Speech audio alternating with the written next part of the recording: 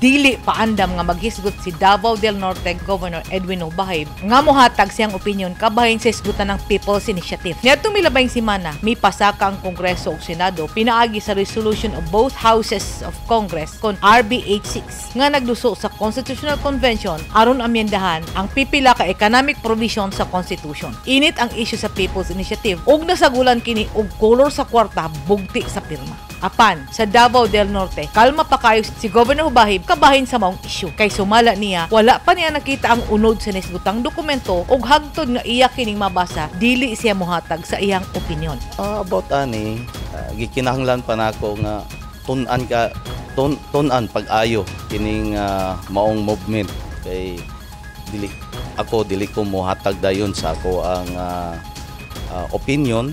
Dili kinahanglan istadihan sa nato kung kaayuhan ba ni sa kadaghanan, kaayuhan ba sa atong nasod.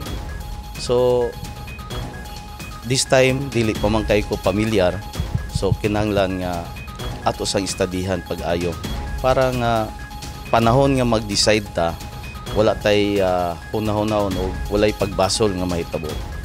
Naburo ka ang katawan sa Davao sa diyang mipagawas og pahayag ang usa ka kongresista ug pipila ka mga politiko kabahin sa People's Initiative. Gimakmak ang People's Initiative sa pipila ka opisyal sa dakbayan sa Davao kay matud pa dunay mga sakop sa politiko nga nagsuroy-suroy sa mga kabalayan ug nagpapirma aron iduso ang People's Initiative. Mas niinit ang diskusyon kay matud pa sa nag-akusang politiko mitunulog kwarta ang ilang kalaban nga politiko aron mo papirma sa mga residente. Naghita karon sa tibok dakbayan sa Davao ang mga tarpaulins nga dunay nakasulat, Davaoenos are not for sale. Ang paglikom og pirma alang sa People's Initiative ginahimo usab sa pipila ka lugar sa Pilipinas. Ang People's Initiative usa ka paagi aron maamyendahan ang batakang balaod kon ang konstitusyon. Ubos sa Republic Act 6735 o mas nailhang the Initiative and Referendum Act, gikinahanglan nga 12% sa total number sa registered voters sa tibok Pilipinas ang mopirma sa petisyon aron maamyendahan ang konstitusyon. Nakasulat usab nga gikinahanglan nga 3%